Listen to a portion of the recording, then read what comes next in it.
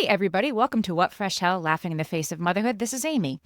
And this is Margaret. And today we are talking about what do you do all day? The question that plagues stay-at-home moms everywhere That and has freaking for question. all eternity. Yeah.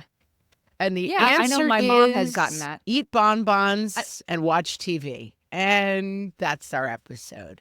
I think that is what people picture, that like you're just kind of a lady of leisure lying around. You know, we assume that, and I think we're right to assume that. Let's put it that way. Like I think it's become. You mean we un-PC. assume that other people assume that? Yes, like we assume that when we say like I stay home and take care of kids, like I think we project a little bit of like judgment and assumptions that other people are making when we say that, and I also think we're correct when we make those projections and assumptions based on how somebody will like slowly like slink away from you at a cocktail party when you prove to only, I'm putting that in quotes, hear my air quotes, guys, only stay home and take care of the kids. Yes. And perspective-wise, I have been a working out of the house mom. I am currently a working from home mom, and I have also been a stay-at-home mom with no other employment. So I've seen the world from both sides now, as Joni Mitchell likes to say. Yeah, but you and I have a lucky sort of, I mean, the thing that we do now, like we work as much as we can.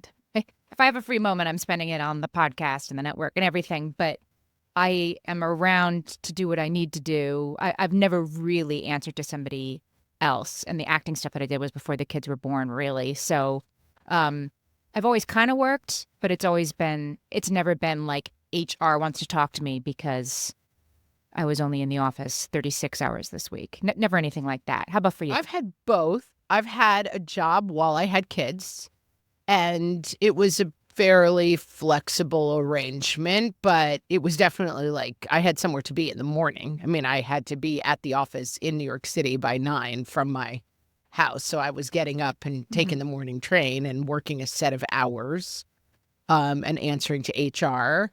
And then I have the situation that I've had now, which I've had on and off a little bit. Like I would be freelance writing and staying at home with the kids. But I probably had a period of 3 to 4 years, maybe a little bit longer, where I was completely a stay-at-home mom. I had a blog that I was working on that made $0 of income. And so I was trying to like keep one foot in stuff creatively, but my job description was stay-at-home mom. I mean, I would probably have referred to myself as a writer if someone asked me what I did, but I mean, I was not writing. Aspirational. I mean, I could refer to myself as a writer, but I didn't have a job for 5 years. And so I was a stay-at-home mom who probably on some level had an understanding that eventually I wanted to get back to my profession of being a writer.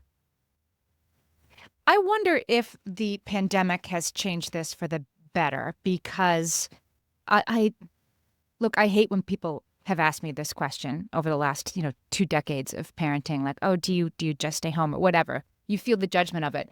But starting during the pandemic, everybody stayed home. Everybody saw what somebody in the home with small children does all day, and it's not eat bonbons. Like there was a new visibility of that work, which became, of course, was still more on us, the default parents, and the people who weren't the default parents. But you know what I mean? It's like, did people stop wondering that, or have we sort of slid back downhill and now it's like people have kind of forgotten how all-encompassing that was? From the feedback that we got, I will say we started, as we often do, with our Facebook group, facebook.com/groups/whatfreshhellcast, with a question that came from one of our listeners who said, since COVID, I quit my job and I've been home. I drive my kids to school, work out, manage the house and family. I'm very happy and fulfilled, especially knowing that my eldest will be leaving for college soon and I'm soaking up this time. My problem is trying to explain this to others. I have a good college degree, worked in a decent field before I quit. I guess I feel pressure to work and use my skills. One well-intentioned retired woman at my gym was actually trying to figure out how I cannot drive my kids to school so I could go back to work. I've even considered lying and saying that I work part-time to get people off my case. So I think a lot of the feedback was not so much like I don't like being a stay-at-home mom, but that I I don't have like how the trouble world thinks of that. I don't like how the world thinks of that. And I think Right, right. especially for most women I know, it used to be that you got married at 18, 19, 20, maybe right after college, right? 22. My mom got married at, I think she was close to 30 or maybe 30 when she got married. And people referred to her face as like a spinster. They were like, oh, you chose not to have kids. And she had a kind of a big career. But there was no understanding that you would be 30 and not have children unless you had chosen that path as some sort of like radical person, Right. which is And how then people discussed it with my mom in the 1960s. and then on the other hand, as soon as you got married and got pregnant, my mother was pregnant with me, and she taught second grade and had done it for like one full year and part of another year, I think. And the school threw her a goodbye party. Like as soon as she told them, which is when she was showing, it's like, oh, okay, we'll put your, little retirement party. We'll have cake for you on the last day of And school. out you Of go. course you won't be coming back. Yeah, there was no, she Of course didn't you won't even, be of course you won't be coming back after the baby yes. or as soon as you start to show. No. Of course you won't be coming back at the end of the school year after the baby. It wasn't that long. Got it. Like Got we it. were Got it. shamed by Got your it. pregnant belly. No, Right. it's just like, of course you won't be returning to work. But like what this is really about is that you can choose to stay home and you can be darn good at it and you can certainly be plenty busy, but there's this assumption that we feel like from the outside, like yes, this listener who wrote in about this, it's not that she's not happy doing it, it's not that she's not having a fulfilled life, it's that she's getting like the slings and arrows of other people who assume that she can't be fulfilled and that she must want something more because what she's doing isn't enough. And she's sort of like, how do I answer that? Or care less, I guess, care less that people don't get your life and think they do. And I recently was talking to Liz Gubiner about this in an episode where we were talking about ditching the hustle. But one of the things that's very interesting, I think, societally writ large, is that my parents and older female relatives talk all the time about, like, on the one hand, we had no choices. We could be a nurse, a secretary, or a teacher, basically. And then the idea was you got married and you would not work outside the house because that would somehow be like shameful for your family if the wife was working outside the house. And that was extremely limiting and terrible. But at the same time, there was a calmness in that, in like, this is the role I'm in and I'm going to do it. And that there aren't also expectations that like, oh, I make good cookies, so I should have some side business where I sell these cookies on the internet. Like it's Right. flipped to such a degree, I think, where the idea that you quote unquote do nothing as a stay-at-home mom has a stigma in the same way that like, oh, you had to work. What a shame for your family and what a, Right. horror for your husband that you have to be out working. Work has so profoundly changed, right, over the last 3 years, but also over like the last 30 years that you can. Why don't you have an Etsy business, based on your kitchen table, like literally everybody else does? Like it's fulfilling, and yeah, you should. Oh, you're so good at making those cakes. You should have a business. I don't want to have a business. I like having time to walk around the reservoir with my friend every Tuesday, or to be all encompassed by raising my 18-month-old twins. I want to double click on this idea of like, because I just said something that I think is showing that even I, who have lived this life, have bias around like, I want to be a stay-at-home mom because I like having time to walk around the reservoir. Like there it sneaks in again, right? Like that being a stay-at-home mom is something that's fulfilling for you because you get to do what you want more. Why? Whereas the woman who works in a law firm, she gets to have lunch with her friend who works there every Tuesday. Like there's still ability to take time for yourself, but we sneakily think that that's really more possible if you're a stay-at-home parent. Well, another thing I would point out, and like we've both been doing it, is that we keep referring to this as something that is the reality for moms with really young kids. And the original Yeah. poster actually has older kids. I think there's also this Yes. idea of like, wait, your kids are 5. Like, it's now time to go back to work. Like, you don't Mm-hmm. need to be at home anymore. And so from the hours of 8 to 3, you should be going back to work. Like, your kids don't need you to be home anymore. They're at school. Get it together. And I think that that's something I felt somewhat for myself. And it's just an interesting story to really be aware of. And we have, when we started the podcast, I would say we were working on the podcast, let's say maybe 10 hours a week. We would record it, we would edit it, we would get it together.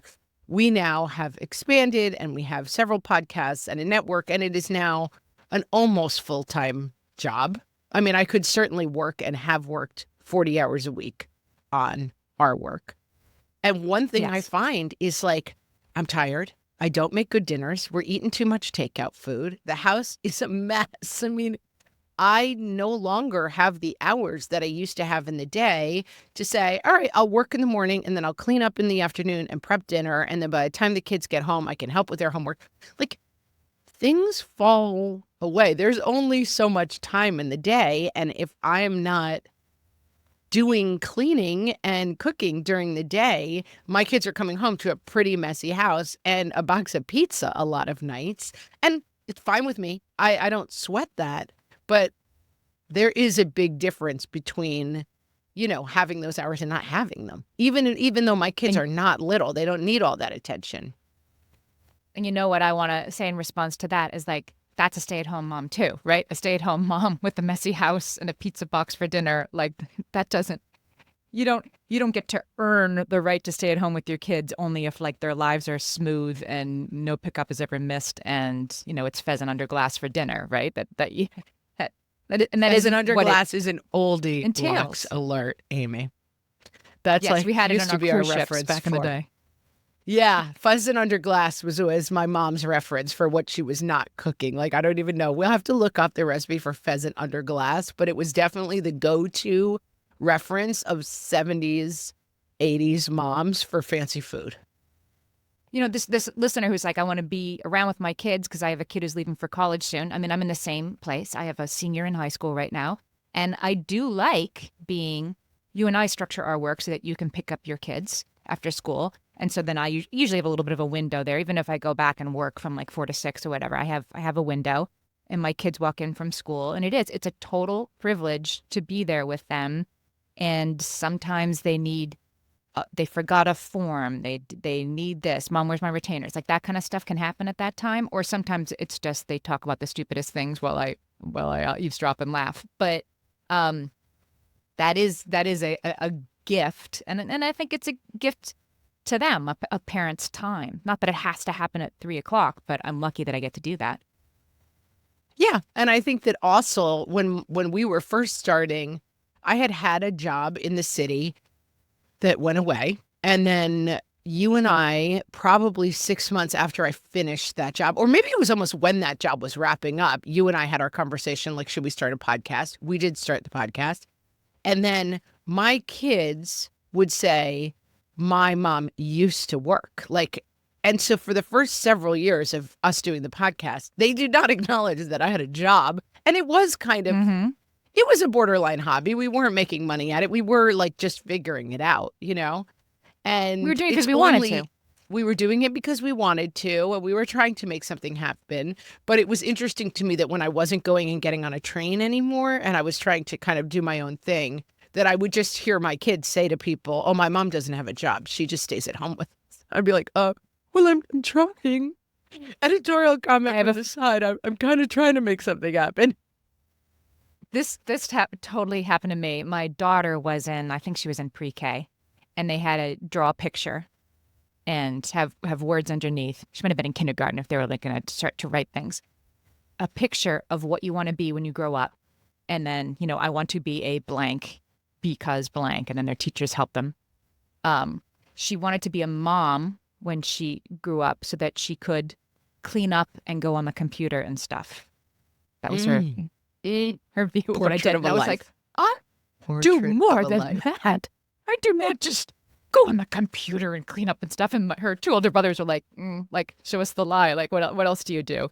They didn't really Show get us it either. the lie. I have a response to that. We'll be right back after this. My son, I want to say in kindergarten,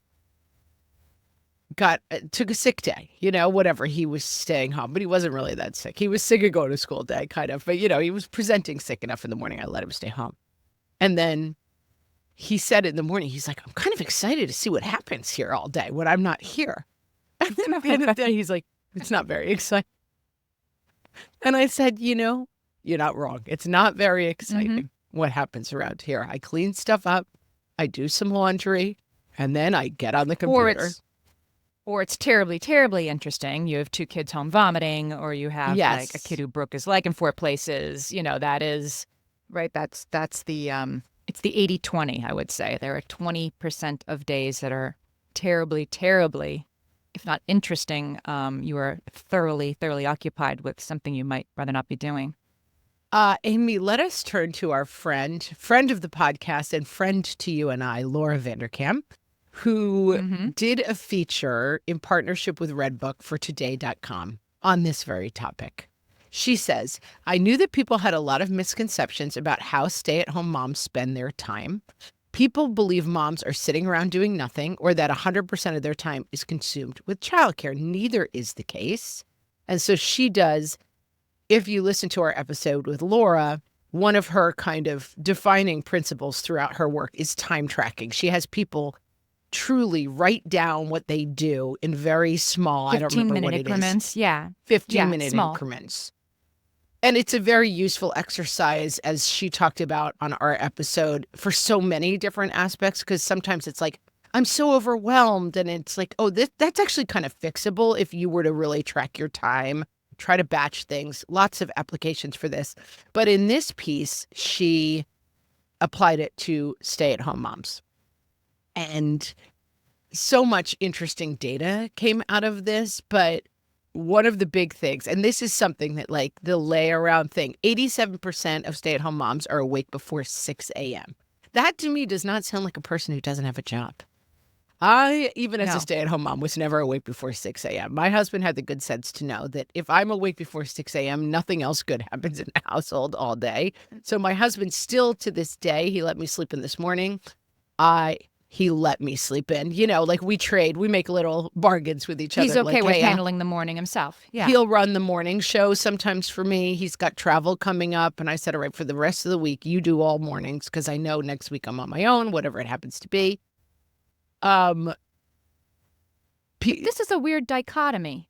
The idea, Laura says, people believe either that moms have nothing to do or that they're consumed 100% of the time by childcare. Like those are a weird, those are sort of barbells. Like they have nothing to do or they have 100% to do. This is what she's saying people assume. So if you were to say, like with your child's exercise, draw a picture of a stay-at-home mom. Many people would draw a lady in a bathrobe sitting on the couch, like watching soap operas, basically, right? Or they do the Indian goddess where she has a frying pan in one hand and a vacuum cleaner in the other hand. That's exactly it. Like curlers some people would draw one, and some people would draw the meme that we've all kind of seen, Frazzled, with her, right. with the pot going with a baby on her hip and another one crying and, while she's doing the laundry. I actually have a story about that. I did a one-woman show in New York when my kids were very little called Motherhood, and it toured around the country, and it led to everything I've done ever since talking about parenting. It started a new part of my life. Anyway, when we were creating what the show art was going to be, there was an ad agency creating the show art, and I made it clear, I thought ahead of time, don't show me as the art for the show a woman with curlers in her hair and a bathrobe, screaming through the screen door with the frying pan in her hand. Do not miss me with that as our show art for this. And what do you think they brought me? They just brought me other versions of that, right? With my hair, I'm crazy. I'm yelling at people and I'm frantic with an ironing board. I'm I don't use an ironing board. If stuff is wrinkled, I either don't wear it or I wear it wrinkled. I don't use an ironing board. This is crazy. This doesn't represent my life. And yet my life is full of other things. Anyway, ended up not using that ad agency. We ended up not using that ad agency. Because they just were like, well, then I'm out of ideas. Like if I can't show you Right. being That's like all I got. frazzled, I only screaming, get cranky well. person, Tina that's all Fey I has got. I don't remember. It's a 30 Rock episode or something that she just was talking about in another context of like when you're a comic, never let them take a picture of you with a rubber chicken because that is the picture they will use 100% of the time. Right. And it's the same thing. It's like this conveys like a lady comic. It's a lady with a rubber chicken. Like, no, do not accept the rubber No, it chicken in the doesn't. photo. Right. Right. And Right. do And not it's the accept person the sitting like hair outside it. curlers. They don't get it at all. Like, here's the one thing I know about it. You must be really frazzled and unhappy and cranky all the time and like ruining everybody else's happiness. That's what I know about a mother, and yeah, and they bring it to that. And it's not, there's a lack of understanding from the outside. So do we care? Like, should we care that people miss it and don't get it? I guess it's insulting. I think it's insulting. I think that you can't control other people's behavior. But I think that there are consequences to internalizing this and to figuring it out. And one of the things that Laura's study showed is that on average, stay-at-home moms were working 4.5 hours a day, which may not seem like a lot because you think of like the classic workday as 8 hours. And so maybe for 2 of those hours, the baby is sleeping or whatever it happens to be. Or maybe they're not calculating playing dolls with the kid as work, Yeah. And one of the other that's things that we've strange to me. talked about that is very much a factor in this is invisible work stuff that we often talk about in terms of a marriage, that like other people in your family do not see the invisible work of, I'm realizing it's December and that it's Christmas, and that now that the Christmas presents are bought, I have to start thinking about sister-in-law's birthday, nephew's birthday that are both in early January, daughter's birthday that will involve a party and an outing and something with the family. That comes on the 31st and we need to buy presents. Then right after that is February. That's going to be the school play. When are the auditions? What are the costumes? What is everyone's role? Then it's break. Where are we going? Like the kind of work, I think that whether or not people respect this from an outside point of view, drilling down on what the realities of this looks like for us can be helpful in terms of respecting our own work, that like. Yeah. Yeah. I look at this and I think that if somebody said they worked 4.5 hours, I think Laura Vanderkam as a time tracker would be like, see, you have more time than you think you do. You do have time to start that business or read that novel or whatever. You just block it into your day. But I look at that and I wonder, 4.5 hours, that's all I worked. Like I'm thinking about if I take 20 minutes to like make some leftovers and sit down in the kitchen and have lunch, guess what I'm doing with that 20 minutes? As you said, like I'm thinking like, oh, let me just like book parking at the airport for that thing I just thought of. Let me just see if I can find a dress for my daughter's semi-formal. Like you're still, even during lunch, you're using any free time you have to plan ahead. And I might not count that as work, but it's still work. I think that's right. And I think that the undervaluation, if that's the word, of stay-at-home moms is most pernicious. I don't know that we can get people to respect the role of stay-at-home moms because they haven't for a long time. And there's not a lot of, good data that they're going to start. I think COVID did help a little bit, but it's in terms of valuation. So in this poll, in the same article, stay-at-home moms thought the salary that they deserved was $50,000 a year to be a stay-at-home mom, that if you were going to pay them, that's what they would deserve. And then this is always run every year, median annual salary for a stay-at-home mom this year. People think it should be $50,000. What do you think the number actually is in terms of like, this is what you would pay if you had to replace a stay-at-home mother in a household? We should definitely be 6 figures.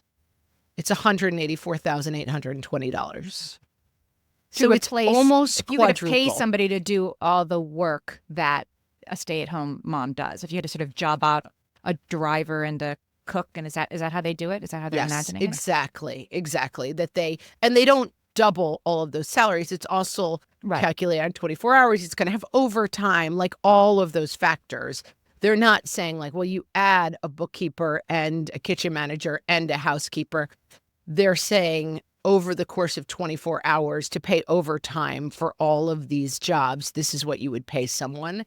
And the hourly rate is not that high. It's an average of those jobs. And so I'm laughing. it's a lot of money. The list is hilarious. There's stuff on here like logistics analyst, van driver, physical therapy supervisor, and conflicts manager. I've definitely done all of those things. Conflicts manager, meeting event planner, public school teacher, chief financial officer, and chief operating officer. This is the list of things that a stay-at-home mom does. And I think sometimes this stuff can become a little tweet and facile, like, well, actually, I'm the chief executive officer of my household. And it becomes a little bit like, it feels like a mug. You know what I mean? Do you really mean that?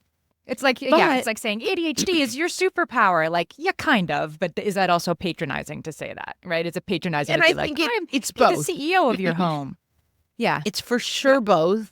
And that, but at the same time, I think one of the big divides is that as women have become much more educated, right? So that the number of women getting a college education, as opposed to in my mom's generation, where a lot of women had a high school education, or, I mean, I know many women from that generation who studied something like home economics in college. I mean, they were getting ready to be homemakers. Again, did a great job, nothing wrong with that. But that it feels different to people, I think, to have people with advanced degrees, graduate degrees, then staying home with kids. That it feels like, well, you're wasting your degree. You're wasting. And in fact, as you look at stories of or the Ruth Bader Ginsburg movie, that those women were told, you're taking someone else's spot who could go on to be a great lawyer, and you're just going to give this up as soon as you get pregnant. And so, medical school, because we the tell same you to. thing. Why would we invest in you as a doctor when someone else might never take a break of being a doctor, and you might because you're going to be? And so these things are complicated, and you don't want to point to them in ways that enforce arguments that you completely abhor. Something we haven't talked about yet that I think is important is being a stay-at-home mom on a limited income. Absolutely. We're so far sort of talking about it. My worst part about this is that people think I'm not busy when I am, right? And more importantly, talking about staying home motherhood as a choice. And so often it's not a choice. That staying at kid home with extreme needs, right? I pulled it from dictionary.com, but here's the definition of a stay-at-home mother: a mother who stays at home to take care of her children and manage the household. And implied within that is that there is a spouse within the household who is earning the money of the household. Providing, using my air quotes again, providing for the family. Providing, or that there is enough money in the household generally that you only need one income to survive, which is, it's limited. It's more and more limited. During the pandemic, women left the workforce at twice the rate of men. There were all kinds of reasons that somebody had to become a stay-at-home parent, chiefly among them kids being at home and not going to school. And women were just the default, well, if somebody's going to quit. There were reasons. There were entrenched sort of gendered reasons people chose that. There are also women don't make as much as men, and there's a lot of reasons. And so a lot of stay-at-home parents were created by the pandemic. This listener who wrote in the beginning, she was one of them, and it's worked out pretty well for her. And I'm glad to hear that. And some people less so, right? Yeah, and many people, because the daycares were actually shut. There was no one home to actually be with the children. And so it was extremely complicated. And it really wasn't. The idea of choice plays a huge role in this. Let's hold on that for a minute and come back after this break. Coming back, Gallup study 60,000 women in the U.S. revealed that more than a quarter of stay-at-home moms report feeling depressed. And researchers hypothesize that societal recognition of the difficult job stay-at-home mothers have raising children is part of that. But tying into what we were just discussing before we broke, it's much worse for low-income moms. The stress of being a stay-at-home mom is then exacerbated by limited income. And so there's one part of this that is staying at home can be depressing for many reasons, which we'll go into, but that financial decisions that are, inextractable from this are a whole other level of pain points. So women who had to leave the workforce in the last couple of years for all sorts of reasons get both the hard work and then also the societal assumptions that it's not that hard and the gap in their resume and the actual literal lack of support, right? Like that's what is so depressing and hard about being a stay-at-home parent is how hard it is, I think, and how little emotional support you get. And people understanding it's hard is one part of it. So is like doing something about it. But that's, beyond the scope of the question, what do you do all day? Yeah. And I think that there's also, like you say sometimes, like the pain in the gap is that being a stay-at-home mother, according to all logic and all surveys, is an extremely difficult job. I was slightly chuckling at this statistic because we often read statistics and they're like, 13% of people find lifting a boulder over their head hard. And we're like, wait, how can it only be 13% of people? It's actually like, we read these statistics sometimes that seem very obvious and then the number seems very, very low to us. So you'll be glad to know that Motherly's first annual State of Motherhood survey found that 89% of mothers do not feel that society is supporting them, and 97% report feeling burned out by motherhood at least some of the time. I was like, that statistic should still probably be 103%, but I was very happy to finally find a statistic that was not like 21% of mothers find it hard sometimes. It's like, 97% of them are like, I'm over this. I saw a TikTok yesterday when you said boulder. It made me think of this. It was actually somebody had done a TikTok and then there was like a response to the TikTok. What do you call that? I'm old. When you do the split screening and like, this is me responding to this person. It's called a, stitch or something like that. The stitch. It's a stitch. We're elderly. I still don't even know if that's right, but yes. Yes. So this was a young woman sort of like reclining on her bolsters, being like, everybody gets the story of Sisyphus wrong. Sisyphus, just to pause for a second, in case you don't remember from your like high school Greek mythology, is a mortal who was for all eternity doomed to push a heavy boulder up a hill every day, only to have it roll back down. For the rest of his life, he had to do this, roll the boulder uphill and have it roll back down. And so the point of the story is like, well, that would suck, right? That would really be, you don't want to be Sisyphus. So this woman's like, people are getting Sisyphus all wrong. Like the point of Sisyphus is each day he woke up ready to push that boulder up the mountain, and just think how big and strong he got. And like, what a privilege it is to start every new day ready to push that boulder up the hill and get bigger and stronger every day. Like, what about that mindset, people? And of she's course, like, rise and grind, Sisyphus. You go. Exactly. And I'm like, that wouldn't help Sisyphus if you showed up and said that. But nobody would say to Sisyphus, on the other hand, so what do you do all day? Like, I can see what you do all day. Exactly. You push a boulder up a hill, and that sucks. Yeah, my friend Allie says that she has Sisyphus written on her laundry tub. Like, because she's just like, it just is like, that is what it is. It's just every day. My mother-in-law, we said this on the podcast before, sometimes at some point long ago said, the laundry's done. And I said, for my own mental health, I've just accepted the fact that the laundry is never done. Like, done and the laundry are two words that do not go together. The laundry is Sisyphus. It rolls back down, and like the minute you get it put away, someone is leaving their stinky socks around. It's just, and I think that, they've done studies that long ago there was a series of, violent incidents among postal workers. And people were sort of like, what is so wrong with the post office that people are going insane in this and shooting coworkers going postal, in this space? We used to say. Yeah.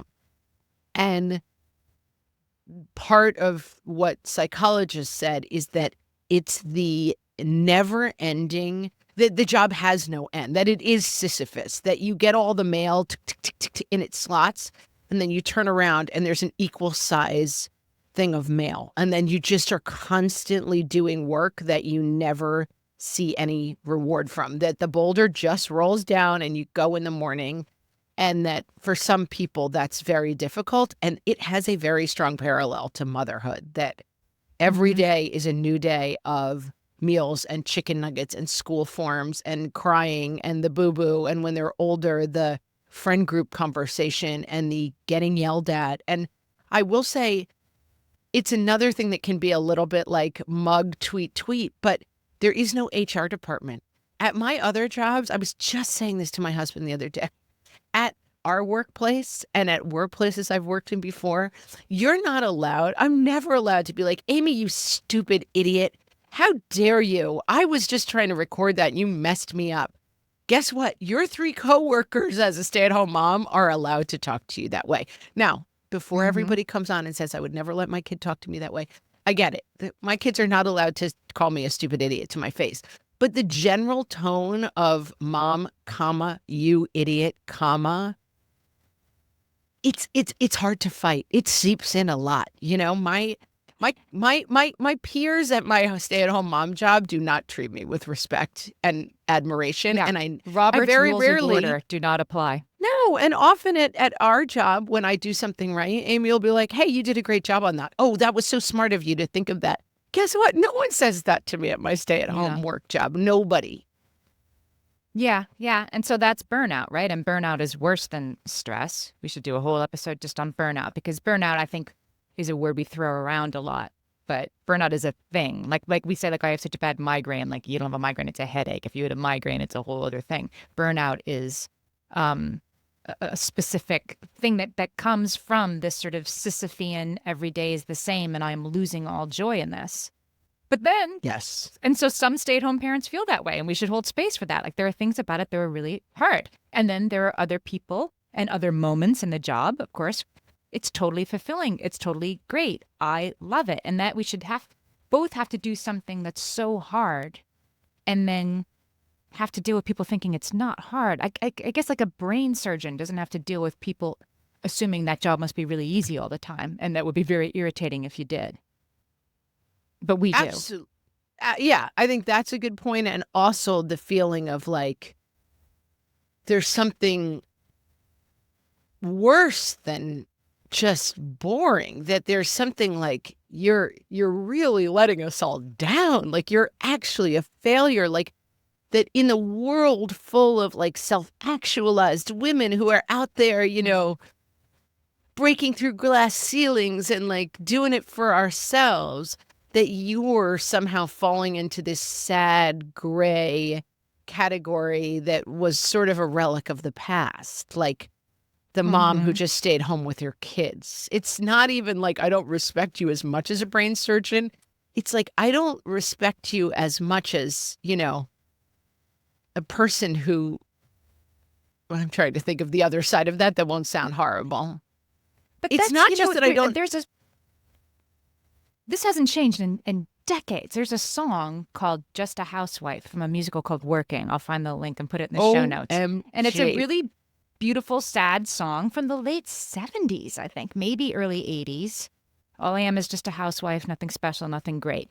And you know, it's a slow build through the song. I'm like, all I do is this, I do this, I do this. And her frustration with that note, how unseen she is. And it's remarkable to me. This is a thing. I mean, I have felt this thing, right? That was just as true for our parents as it is for us. And I'd like to think it isn't going to be true for my daughter when she's parenting and nobody understands how hard it is. But boy, it's stuck around while a lot of other things have changed around it. Yeah, I think that's right.